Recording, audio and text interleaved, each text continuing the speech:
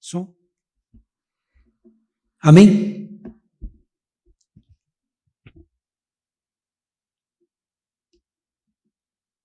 Eu gostaria de que você abra sua Bíblia na carta de Paulo aos Romanos,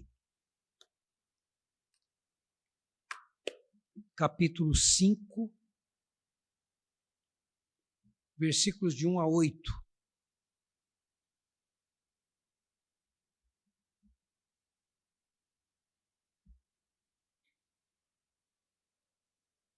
Romanos, capítulo 5, de 1 a 8. Justificados, pois, mediante a fé, temos paz com Deus por meio de nosso Senhor Jesus Cristo, por intermédio de quem obtivemos igualmente acesso, pela fé, a esta graça na qual estamos firmes e gloriamo-nos na esperança da glória de Deus. E não somente isto, mas também nos gloriamos nas próprias tribulações, sabendo que a tribulação produz perseverança, e a perseverança, experiência, e a experiência, esperança. Ora, a esperança não confunde, porque o amor de Deus é derramado em nossos corações, em nosso coração, pelo Espírito Santo que nos foi outorgado. Porque Cristo, quando nós ainda éramos fracos, morreu a seu tempo pelos ímpios. Dificilmente alguém morreria por um justo, pois poderá ser que pelo bom alguém se anime a morrer.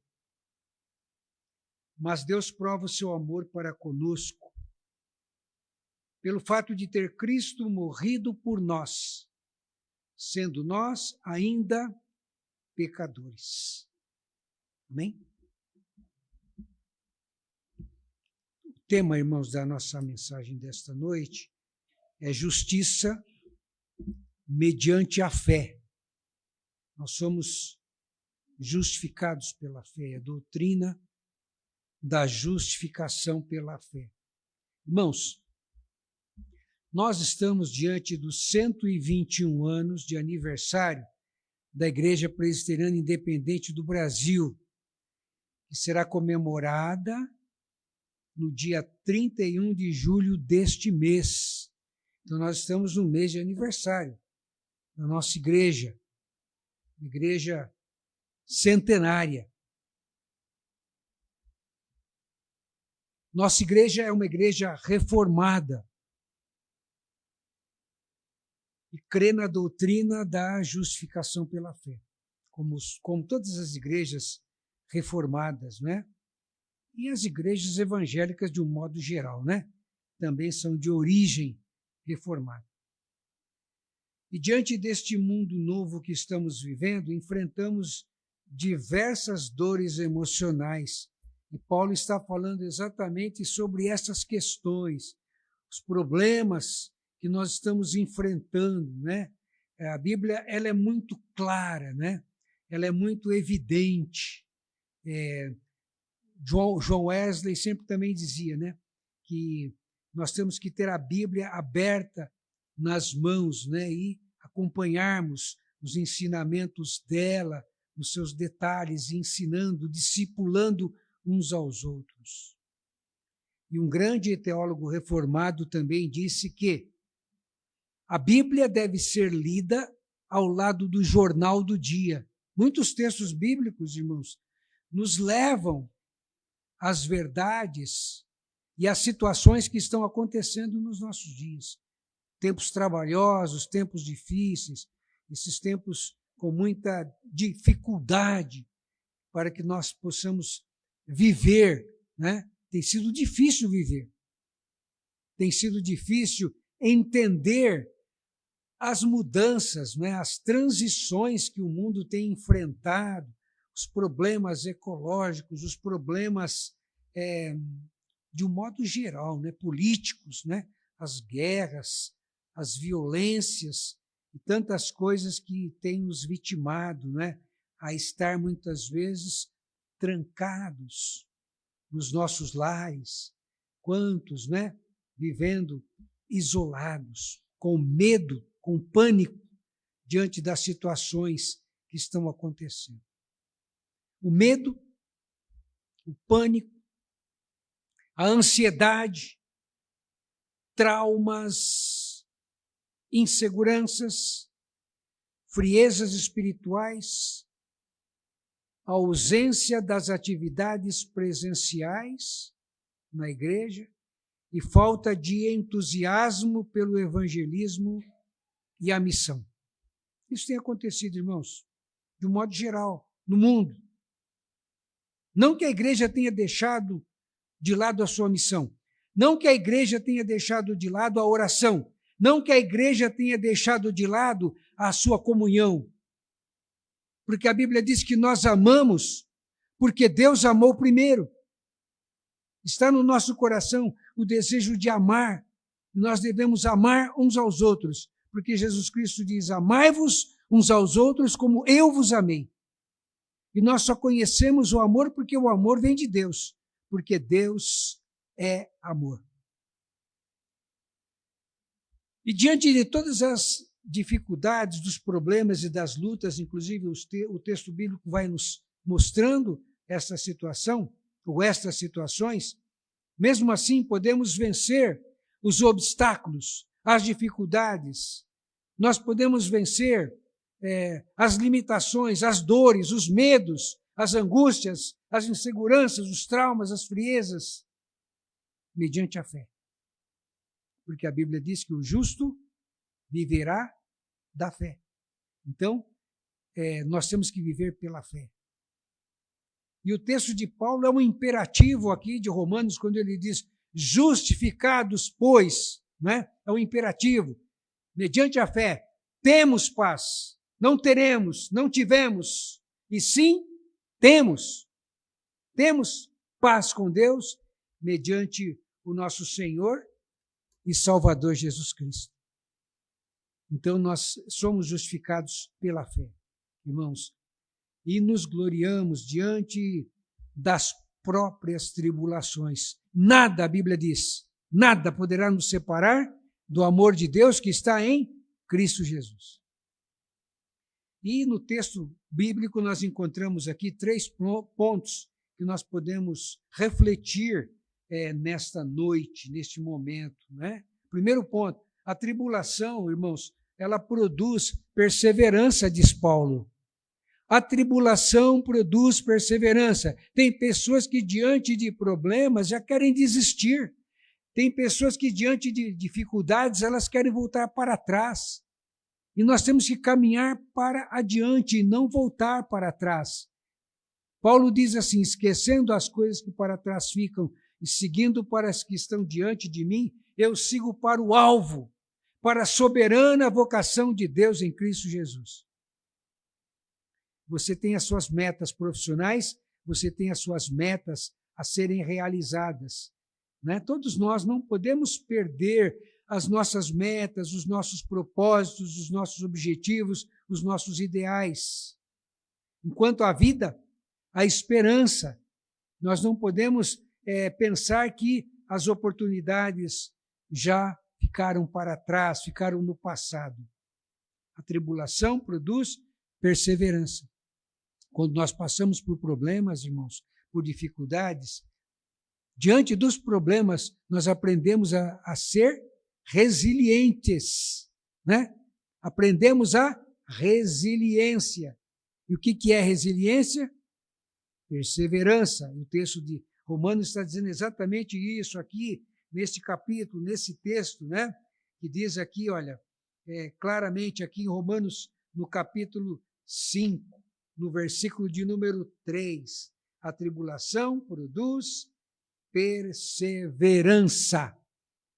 Temos que perseverar. É igual uma caminhada, né?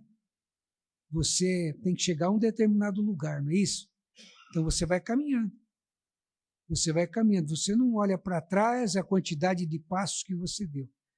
Você olha para frente e vê que você está chegando. Os chineses têm um adágio que diz assim, que para se fazer uma grande jornada, é preciso dar o primeiro passo. Para se fazer uma grande viagem, é preciso dar o primeiro passo. Se você não der o primeiro passo, você fica parado, né? A física diz que não existe essa estagnação, porque se você ficar parado, na verdade, matematicamente você está voltando para trás. A tribulação produz perseverança. Nós temos que ser perseverantes. Não podemos desanimar, jamais, né? Não podemos olhar para trás. Ou se olharmos para trás, é para trazer simplesmente aquilo, a nossa memória, como diz, né, Jeremias, o profeta, lá em Lamentações, aquilo que nos dá esperança. Vamos trazer à nossa memória aquilo que nos traz esperança. Mas não ficar pensando no passado, nas coisas que não deram certo, ou que deram certo e ficaram para trás. Né? Segundo passo, irmão, segundo ponto. A perseverança produz a experiência. Perseverança, diz o texto, que produz o quê? Experiência. Por quê, irmãos? Porque quando nós perseveramos em alguma coisa, nós estamos pesquisando, nós estamos investigando, nós estamos analisando quais são os próximos passos que devemos seguir. Então, a perseverança produz experiência. Você errou na sua receita? Tenta de novo. Errou mais uma vez? Tenta de novo. Errou outra vez? Tenta de novo. Quando você chegar lá no seu 10º erro, você já estará experiente nessa receita. E você não vai errar mais. Tem gente que diz assim, não vou nem tentar, porque se eu tentar eu vou errar. Não, a Bíblia não diz assim. Você tem que insistir, persistir, ser resiliente, não desistir dos seus planos, dos seus propósitos, dos seus objetivos, de ler um livro de 500 páginas, por exemplo, né? Tem gente que pega um livro aí de 80 páginas, nossa, é tanta página, será que eu consigo ler pelo menos 10 páginas, né? De repente você pode ler um livro de 500 páginas, ou um livro de 1000 páginas, por que não? Terceiro ponto, irmãos. A experiência, ela produz esperança.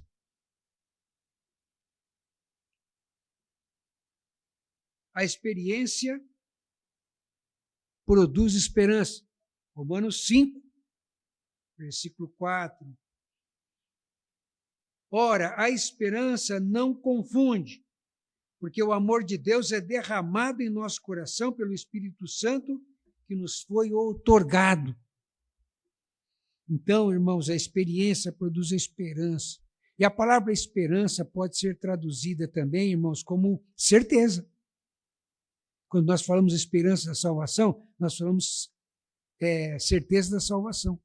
Quando nós falamos esperança, significa que nós estamos aguardando, que nós estamos ali plenamente convictos de que aquilo vai acontecer, que o fato em que nós estamos nos focando é uma realidade. Nós estamos aguardando a manifestação do Senhor, a volta de Jesus Cristo, nós estamos aguardando a consolidação da nossa salvação. Paulo diz assim, operai a vossa salvação com temor e tremor. Quando nós falamos de salvação, não é o fato de que Jesus Cristo já nos redimiu na cruz. Estamos falando no dia em que estaremos para sempre com o Senhor. Então, será a plenitude da nossa salvação. Será o momento da glorificação, quando estaremos, então, sendo transformados para encontrar com o Senhor.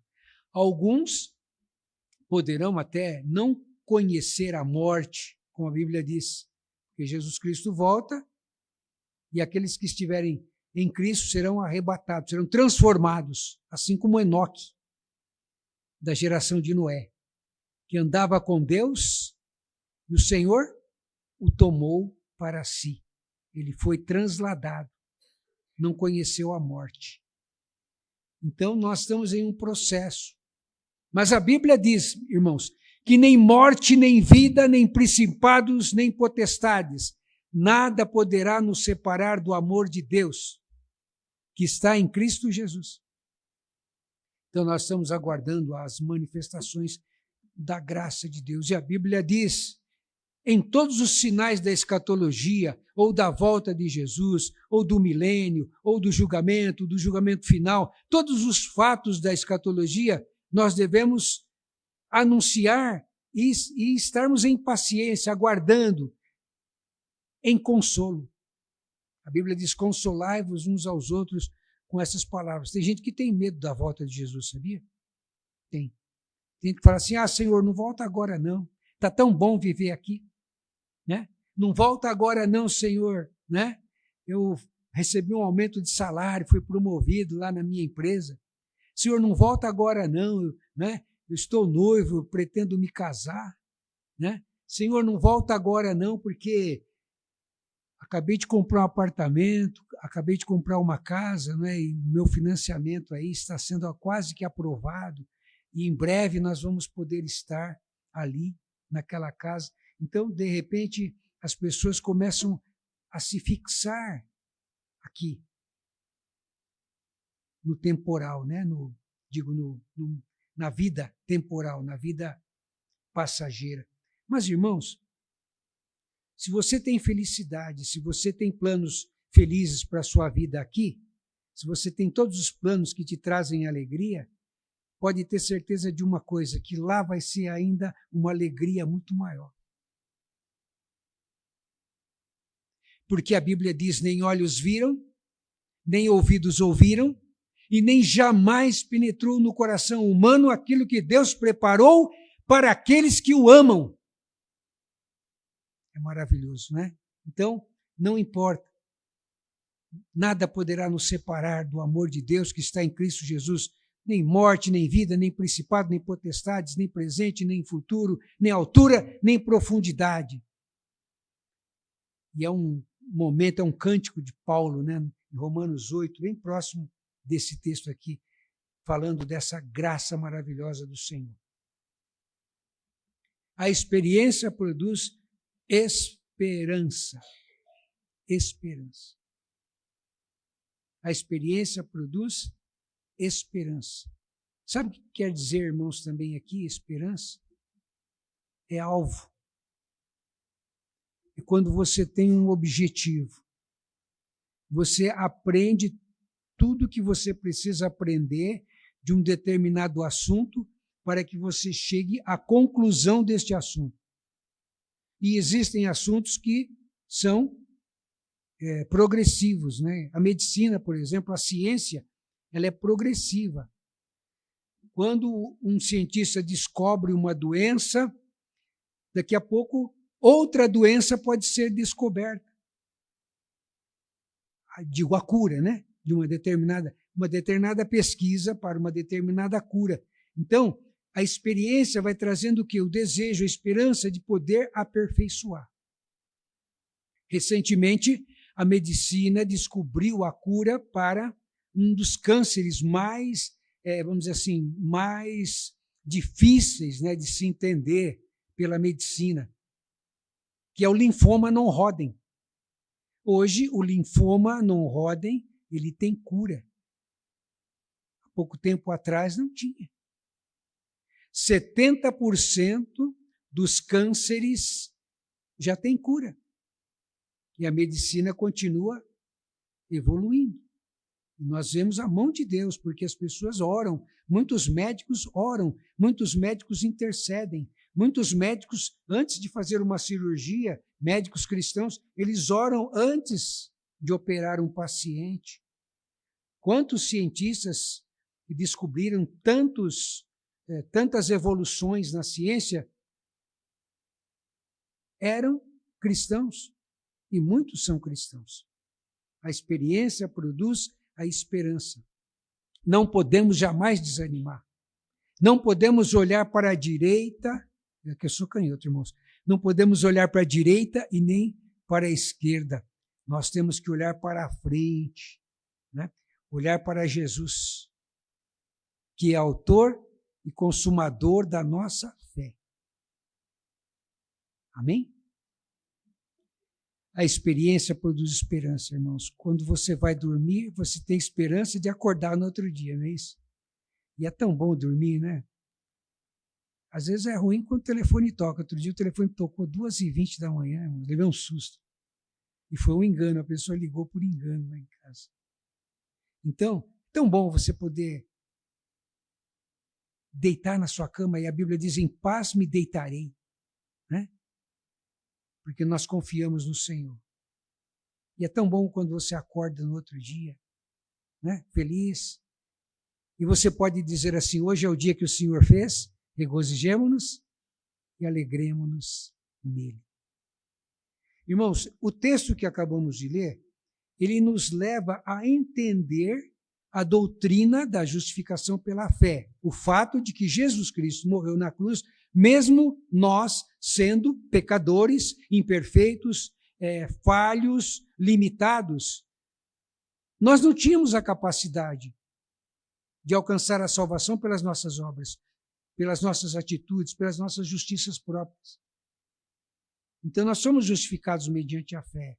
E quando participamos da ceia do Senhor, irmãos, é um momento de glória, de alegria. Sabe por quê? Porque nós estamos trazendo à memória, irmãos, o fato ímpar, o fato espetacular, o fato de que Jesus Cristo morreu na cruz por nós.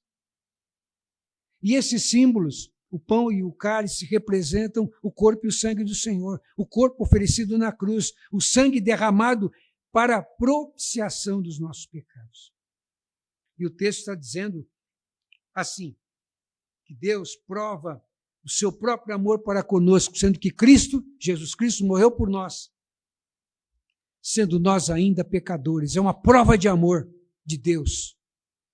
Entregar o seu próprio filho. Uma certa pessoa tinha se entristecido porque havia perdido um filho. E aí alguém chegou para ela e disse assim, você perdeu o seu filho. O filho havia morrido. Imagina Deus que perdeu o seu único filho na cruz, por amor a nós. Porque Jesus Cristo morreu por nós na cruz. Irmãos, a doutrina da justificação pela fé também nos diz assim, dificilmente alguém morreria por um justo, pois poderá ser que pelo bom alguém se anime a morrer. Quer dizer, dificilmente alguém morreria por outro. A gente sabe que as pessoas, às vezes, para salvar alguém, muitos, né, salva-vidas, tantos bombeiros, né, às vezes arriscam a vida e perdem a vida para salvar pessoas. Nós sabemos que tem gente que se arrisca para salvar outro. Mas o texto está dizendo que dificilmente alguém morreria por um justo. Pois poderá ser que pelo bom alguém se anime a morrer. Jesus Cristo não morreu pelos justos. O próprio Jesus Cristo disse assim, o justo não precisa de arrependimento. Ele morreu para pecadores. Deus sabe que somos imperfeitos, que somos pecadores.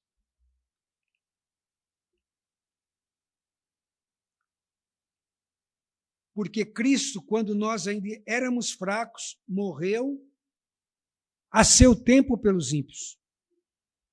Então foi o tempo dele, foi aquele momento profético. Como foi lido o texto, ele tomou sobre si as nossas enfermidades. Isaías escreveu esse texto, irmãos, 600 anos antes da morte de Jesus Cristo. Texto profético. Ele tomou sobre si as nossas enfermidades. E a Bíblia diz também, pelo profeta, que os seus despojos foram divididos lá. Isso aconteceu mesmo. Os romanos dividiram as vestes de Jesus.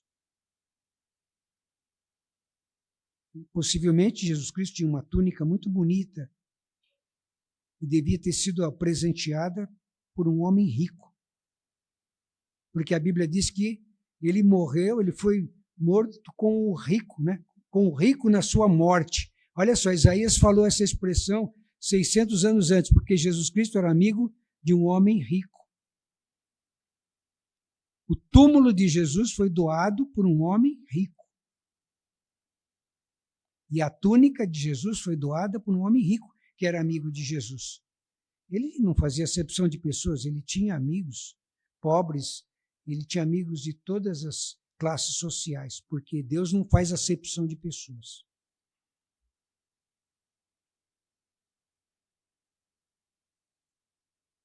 O amigo de Jesus rico era José de Arimateia.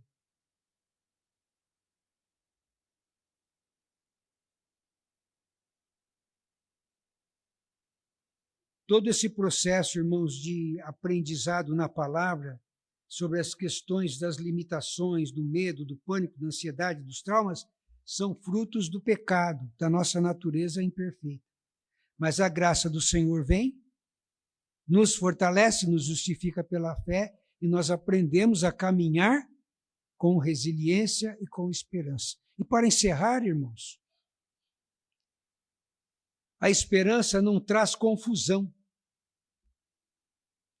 O próprio texto nos fala sobre isso. A esperança não nos confunde. E na esperança que o amor de Deus é derramado em nossas vidas. E é nesta certeza que este amor é derramado em nossas vidas, mediante a ação do Espírito Santo. Irmãos, o Espírito Santo é um agente de Deus.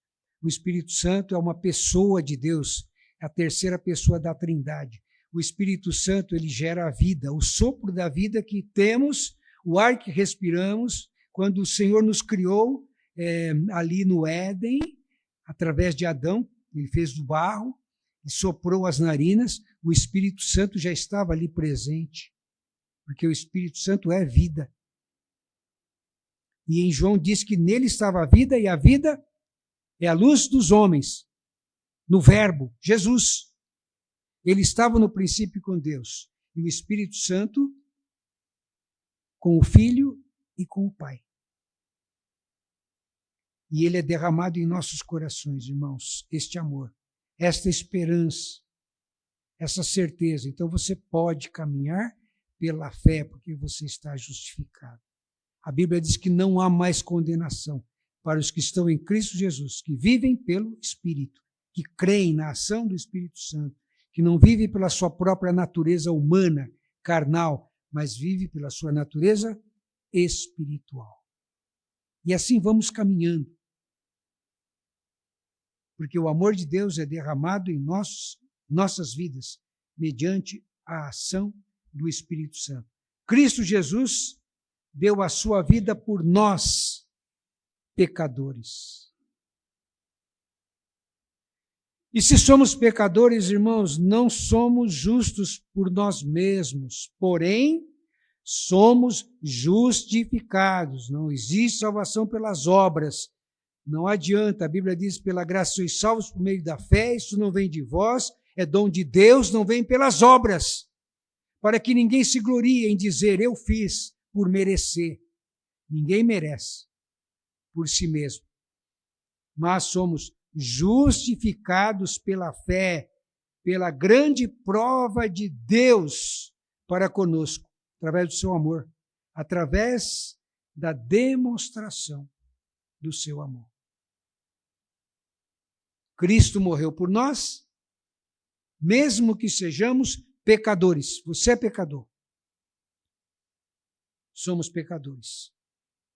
Em Cristo, mediante a fé, somos justificados. O imperativo de Romanos 5:1 significa assim, irmãos, somos declarados justos. Veja bem, justificados, pois, mediante a fé. Declarado, isso significa o quê? Se você está num tribunal, no final do julgamento, então, vem a declaração do juiz, quando ele diz, você foi absolvido. É um veredito. Os advogados que estão aqui entendem, né? Um veredito.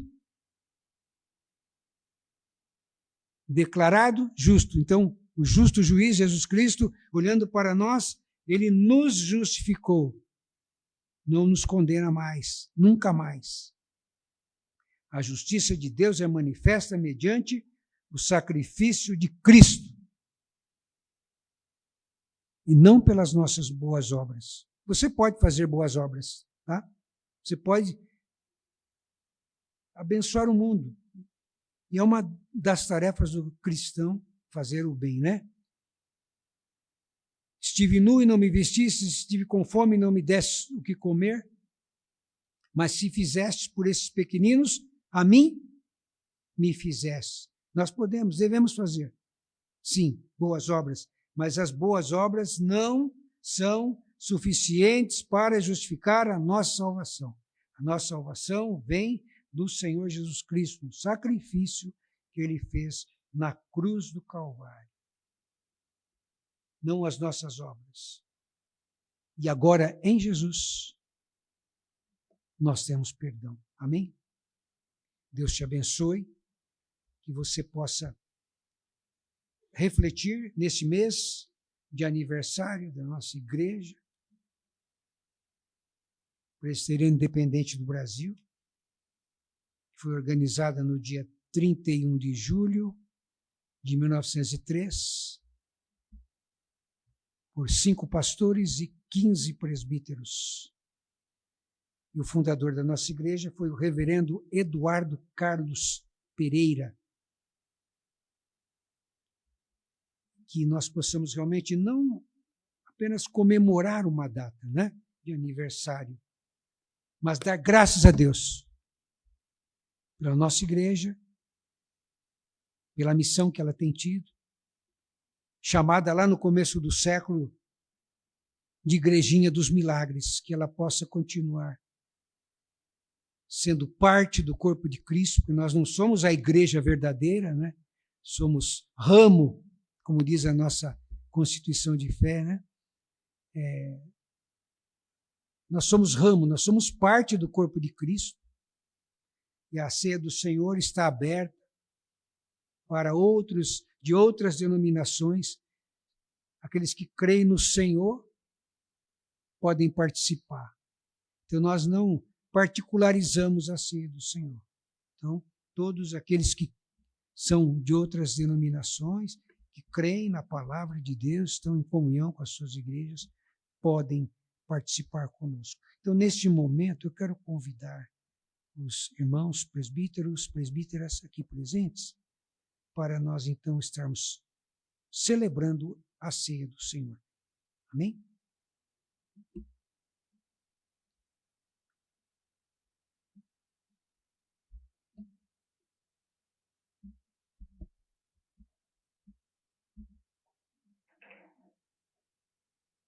O Senhor Jesus, na noite em que foi traído, ele tomou o pão e, tendo dado graças, ele partiu e deu aos seus discípulos, dizendo: tomai e comei, isto é o meu corpo que é dado por amor a vós.